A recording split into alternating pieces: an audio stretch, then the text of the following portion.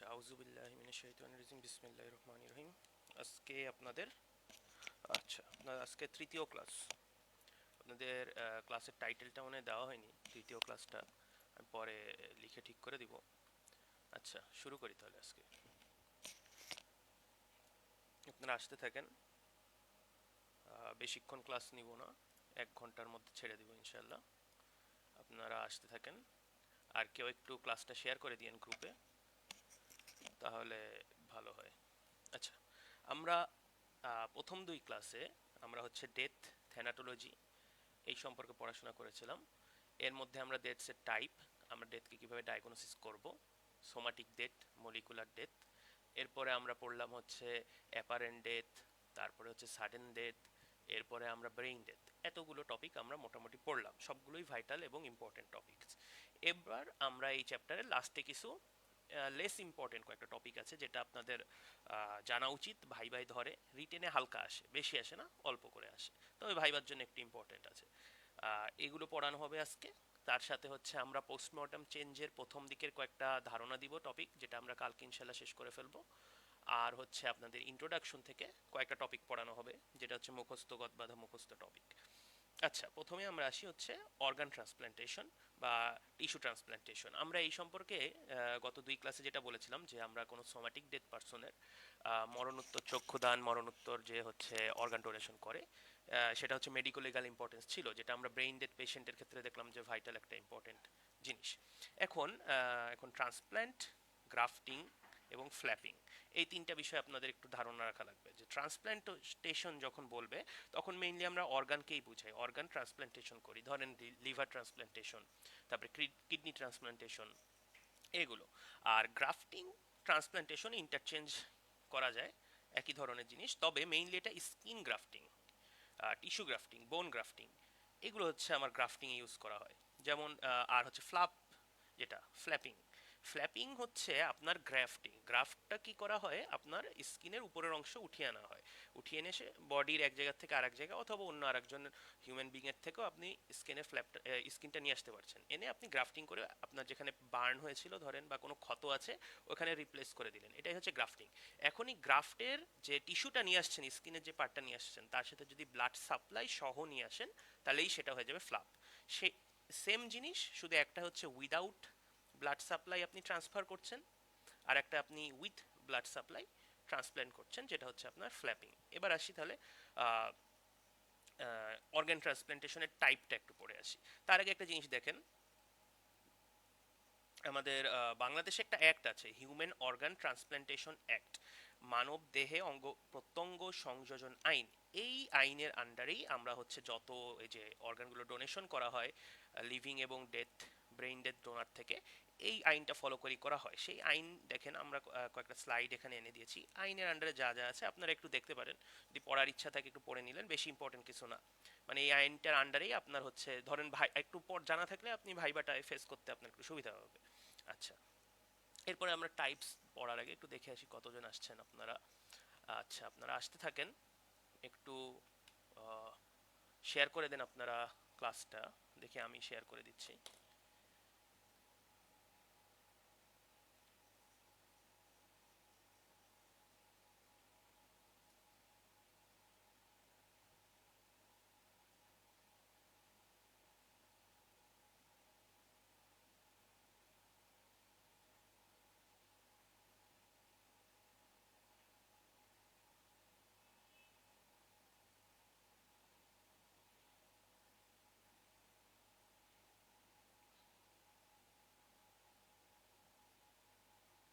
আচ্ছা, শেয়ার করে দিয়েছি, আপনারা আসতে থাকেন, আমরা আগাই। আচ্ছা, টাইপস অফ অর্গান ট্রান্সপ্ল্যান্টেশন, আমরা একটু দ্রুত আগাবো। দেখেন আমি যেভাবে বলি এখানে অনেক মানে অগুছালোভাবে, আচ্ছা আচ্ছা সরি, আচ্ছা, হ্যাঁ, এখানে হচ্ছে টাইপস অফ অর্গান ট্রান্সপ্ল্যান্টেশন একটু অগাছালোভাবে লেখা, তবে যেটা আমি সুবিধা সেভাবে বুঝাই, আপনারা এটা হচ্ছে বিভিন্ন মাইক্রোবায়োলজিতে মেইনলি পড়বেন এই গ্রাফটিং বা ট্রান্সপ্ল্যান্টেশন।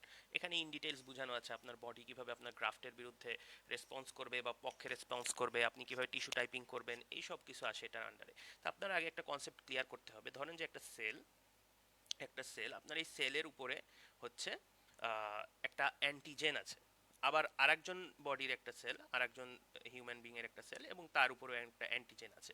এই অ্যান্টিজেনটাকে আমরা বলি হচ্ছে MCH বা HLA, major histocompatibility complex. MCH না, sorry, MHC, major histocompatibility complex. আর একটা হচ্ছে হিউম্যান লিউকোসাইট অ্যান্টিজেন, একই জিনিস, সেম জিনিস, একই জিনিস। এটা হচ্ছে আপনার ডিটেক্ট, মানে এটা আপনার মানে একটা সেল তার বডির সেল কিনা সেইটাই ডিটেক্ট করার জন্য এই অ্যান্টিজেনটা আছে। মানে এটা আপনার তিনটা টাইপের থাকে, টাইপ 1, টাইপ 2, টাইপ 3, এবং বিভিন্ন বডির সব সেলেই কম বেশি এই অ্যান্টিজেনটা থাকে। মানে আপনার সেল সারফেসে এই অ্যান্টিজেন বলতে একটা প্রোটিন, এই প্রোটিনটা থাকবে, এবং এই প্রোটিনটা ডিটেক্ট আপনার নির্ধারণ করবে যে এটা আপনার বডিরই সেল। এটাই হচ্ছে এর দায়িত্ব। এছাড়াও আর কিছু ফাংশন থাকবে যেটা আপনারা পরে জানবেন। এটা ধরেন যে আপনার হচ্ছে একটা হিউম্যান বিং এর সেলের MCH, আর এটা আর একটা হিউম্যান বিং এর সেলের MCH। এখন এইটার মিল যতটা থাকবে, এর সাথে এর যত সামঞ্জস্য থাকবে, ধরেন যে এটাকে একটু জুম আউট যদি করি, ধরেন যে এটা দেখতে এরকম, আরেকজন মানুষের থাকবে ধরেন যে এরকম এরকম। এখন এইগুলোর মিলের উপর ডিপেন্ড করে আপনার হচ্ছে অর্গান ট্রান্সপ্লান্টেশন হবে। যদি একদম হুবহু মিলে যায়, ধরেন যে একদম এইরকমই পেলাম, তাহলে MCSটা যদি হুবহু থাকে, তাহলে আপনার বডি অবশ্যই নিবে আপনার অর্গানটা যে দিচ্ছেন তার বিরুদ্ধে, মনে করবে হ্যাঁ আমার মতোই দেখতে, আমারই সেল দিচ্ছে আমাকে, কোনো সমস্যা নেই। আর যদি মিল না থাকে, সেই ক্ষেত্রে আমরা হচ্ছে আপনার ইমিউন সিস্টেমটাকে সাপ্রেস করে রাখবো কিছুক্ষণের জন্য। কারণ আপনার ইমিউন না হয় মনে করবে যে এটা বাইরের কোনো অ্যান্টিজেন আসছে, বাইরের থেকে কোনো অ্যাটাক করতে আসছে কেউ, তার বিরুদ্ধে আপনার ইমিউন রেসপন্স দিবে, এবং তার কারণে আপনার ওই যে অর্গানটু ট্রান্সপ্ল্যান্ট করলেন সেটা হচ্ছে ক্ষয়ক্ষতি করে ফেলবে। সেটা আমরা প্রিভেন্ট করার জন্য কিছু ওষুধ দিয়ে ওনার ইমিউনটাকে সাপ্রেস করে রাখতে হয়। এইভাবে আমরা অর্গান ট্রান্সপ্লান্টেশন করে থাকি। এখন আপনার এই বেসিকটা যদি ক্লিয়ার থাকে, তাহলে আপনারা বুঝতে পারবেন যে অটোগ্রাফট বলতে grafting of tissue from one part of the body to another part of the same patient, মানে স্কিন এবং বোন, আপনার বডির টিস্যু আপনার বডির এক জায়গা থেকে আরেক জায়গায় প্রতিস্থাপন করলাম, এটাকে আমরা বলছি অটোগ্রাফ, যেটাকে হোমোজেনাস ডোনেশনও বলা হয়। গ্রাফটিং করার জন্য অটো মানে আপনার বডি, আর হোমোজেনাস যখন ডোনেশন করছি মানে আপনি আপনাকে ডোনেট করছেন, হোমোজেনাস ডোনেশন। ঠিক আছে, এখানে আপনার এই যে HLA, আপনার বডির যে HLA থাকছে বা হচ্ছে MCH, সেটা সেম, কোনো সমস্যা নেই। এটা হচ্ছে নিবে আপনার বডি, আপনি এখান থেকে আরেক জায়গায় লাগান, কোনো ক্ষয়ক্ষতি হবে না ওটার। এটাকে বলে গ্রাফট রিজেকশন হবে না। এবার আসেন আইসোগ্রাফট বা হচ্ছে সিনার্জিক গ্রাফট। এটা হচ্ছে আপনার কোনো টুইন, আপনার যদি হোমোজেনাস কোনো টুইন থাকে, এবং আমরা জানি টুইনের জেনেটিক্যাল যে মার্কার বা জেনেটিক্যাল যে কম্পোজিশন সেটা হচ্ছে সেম, তাহলে আপনার একটা টুইনের কাছ থেকে যদি আপনি কোনো অঙ্গ ট্রান্সপ্লান্টেশন করেন, ধরেন যে আপনার লিভার ক্ষয়ক্ষতি হয়েছে, লিভারের একটা পার্ট আপনি কেটে আপনার বডিতে লাগালেন, সেই ক্ষেত্রে আপনার বডি মনে করবে যে হ্যাঁ এটা তো সেম জিনিস, আমার এই ছেলে জিনিসটা সেম লাগবে, আপনার টুইনের মধ্যে আপনি করতে পারেন, কোনো সমস্যা হবে না। এটা হচ্ছে আইসোগ্রাফট। এবার আসেন হচ্ছে অ্যালোগ্রাফট। অ্যালো যখন বলবেন তখন হচ্ছে একই স্পিসিসের ডিফারেন্ট হিউম্যান বিং, এবং যেটা হচ্ছে জেনেটিক্যালি ডিফারেন্ট হবে যখন, তখনই আপনি এটাকে অ্যালো বলবেন, অ্যালোগ্রাফট, বা যেটাকে আমরা হোমোগ্রাফট বলছি। এখানে দেখেন কি হচ্ছে, হোমোজেনাস ডোনেশন আর হোমোগ্রাফট কিন্তু আলাদা, এটা মনে রাখেন। এখানে কি হচ্ছে যে আপনার transfer of tissue from one part of the individual, যে ডোনার থেকে আর একটা পার্সন, সেটা হচ্ছে রেসিপিয়েন্টকে আমরা যখন দিচ্ছি, এবং ডোনার যখন অ্যালাইভ থাকবে তখন সেটাকে আমরা বলবো লিভিং, এবং ডোনার যদি আপনার মৃত থাকে সেটাকে বলবো হচ্ছে ক্যাডেভারিক। এটাই হচ্ছে পার্থক্য। এখানে আপনার HLA হচ্ছে ডিফারেন্ট থাকতে পারে, তবে যত না কাছাকাছি ম্যাচিং করতে পারি তত কাছাকাছি ম্যাচিং করেই আমরা দিব। একদম এই দেখেন, এখানে একটা গর্ত আছে, এখানেও একটা গর্ত আছে, এইটুকু আমাদের সমস্যা, তাই এইটুকুর জন্য আমার একটা ওষুধ খেতে হবে, ইমিউনোসাপ্রেশন করে ফেলতে হবে, এরকম বিষয়টা। এরপরে আসেন হচ্ছে জেনোগ্রাফট হচ্ছে একদম ডিফারেন্ট স্পিসিসের থেকে আপনার কোনো অর্গান যদি এসে প্রতিস্থাপন করা হয়, যেমন আমরা বাবুন, যেটা হচ্ছে এক ধরনের মানকি, তারপর হচ্ছে শূকর, পিগের কাছ থেকে হার্ট ট্রান্সপ্লান্টেশন কিন্তু করা হয়েছিল গত বছর না গত আগের বছর, এরকম প্রথম করা হয় পিগের একটা হার্ট ট্রান্সপ্লান্টেশন একটা হিউম্যান বিং এর উপর, এবং দেখা যায় যে সেটা উনি কিন্তু 6 মাসের মধ্যেই মারা যান। তাহলে এটা মোটামুটি প্রথম দিকে সাকসেসফুল হলেও কিন্তু এটা সাস্টেইনেবল হয়নি।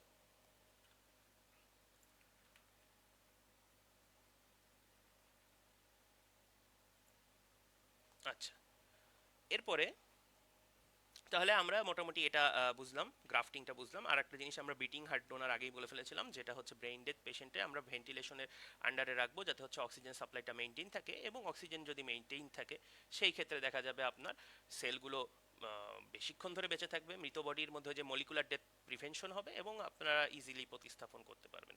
এখন দেখেন কয়েকটা ইম্পর্টেন্ট জিনিস, যেমন আমরা কোন টাইমের মধ্যে কোন অঙ্গ প্রত্যঙ্গগুলোকে ট্রান্সপ্লান্টেশন করব।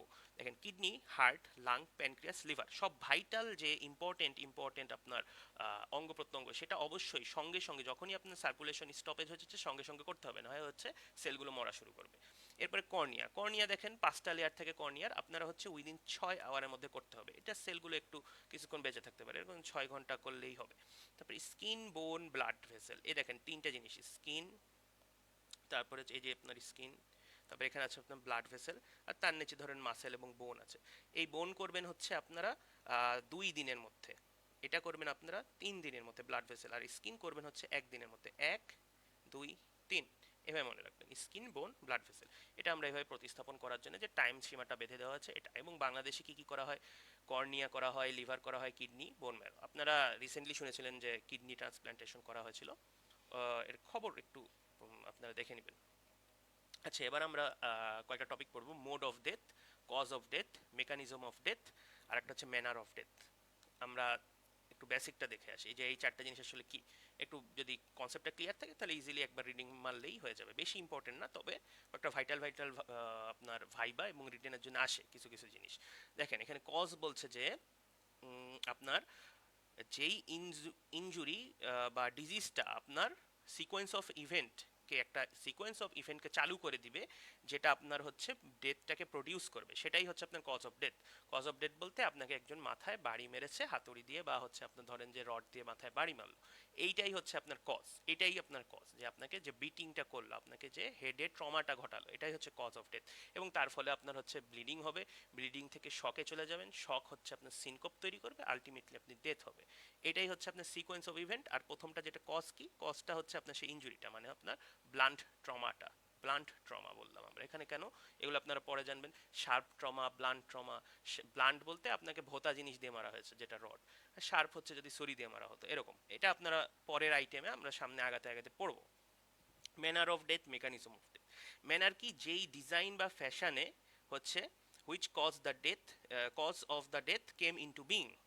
আপনার যেই ডিজাইনের মাধ্যমে আপনার মৃত্যুটা আসছে সেটাই বলা হচ্ছে, মানে কিভাবে আসলো, আমরা মারলাম, মারার ফলে হচ্ছে আপনার কি হলো, রক্তক্ষরণ হলো, রক্তক্ষরণ হওয়ার কারণে শকে যে সিনকোপ হলো। সিনকোপ জিনিসটা আমরা একটু পরেই বলছি। এই সিনকোপটাই হচ্ছে আপনার ম্যানার হবে। সরি, সিনকোপটা আপনার ম্যানার হবে না, সিনকোপটা হচ্ছে আপনার মোড হবে। আপনার এই যে ম্যানারটা একটু দেখিয়ে আছি আপনাদের, ম্যানারটা হচ্ছে 2 ভাগে ভাগ করা। এই যে ন্যাচারাল, আনন্যাচারাল, এটা আমরা আগেও পড়েছিলাম। ম্যানার অফ ডেথ বলতে আমরা হচ্ছে medico legal classification of death বলেছিলাম, যেটা যে আপনাকে যে ডিজাইন বা ফ্যাশন, মানে হচ্ছে আপনাকে মৃত্যুবরণটা কি আপনার ন্যাচারালি হলো নাকি আনন্যাচারালি হলো। আপনাকে তো কেউ একজন আঘাত করেছে, তার কারণে মৃত্যুবরণ হয়েছে, এইটাই আপনার বোঝানো হচ্ছে যে ম্যানার, যে আনন্যাচারাল না ন্যাচারাল। এখানে তারপরে হচ্ছে আপনার যে আনন্যাচারাল, তার আন্ডারে পড়বে হচ্ছে কি হোমিসাইডাল, তারপরে সুইসাইডাল, অ্যাক্সিডেন্টাল। আপনাকে যদি কেউ মারে তাহলে সেটা কি হবে, হোমিসাইডাল। এটা হচ্ছে ম্যানার।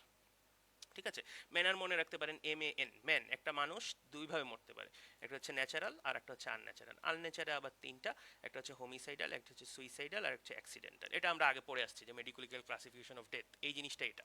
আর তারপরে মেকানিজমটা কি, মেকানিজমটা সবচেয়ে লেস ইম্পর্টেন্ট, এটা না পড়লেও হয় আর কি। ফিজিওলজিক্যাল ডিরেঞ্জমেন্ট অথবা biological disturbance in relation to death.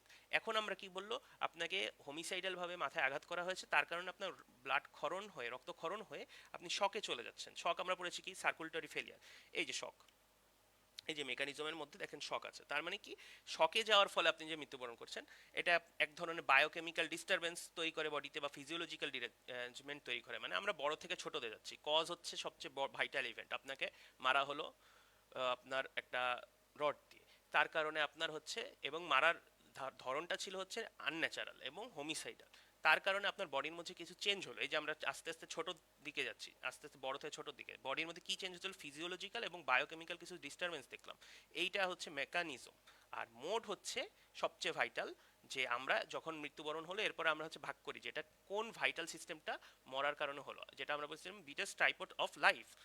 এই বিশপস টাইপট অফ লাইফের মধ্যে আমরা জানতাম কি, হার্ট কজ, রেসপিরেটরি, আর হচ্ছে CNS, এই 3টা। তাহলে যদি CNS আপনার আঘাতপ্রাপ্ত হয় তাহলে আপনি কোমায় চলে যাবেন, এই কোমাটা হবে হচ্ছে আপনার মোড অফ ডেথ। আপনার যদি হার্টের কোনো সমস্যা হয়, হার্ট ফেইলিয়ার হয়ে গেছে, তাহলে এটা হচ্ছে সিনকোপ।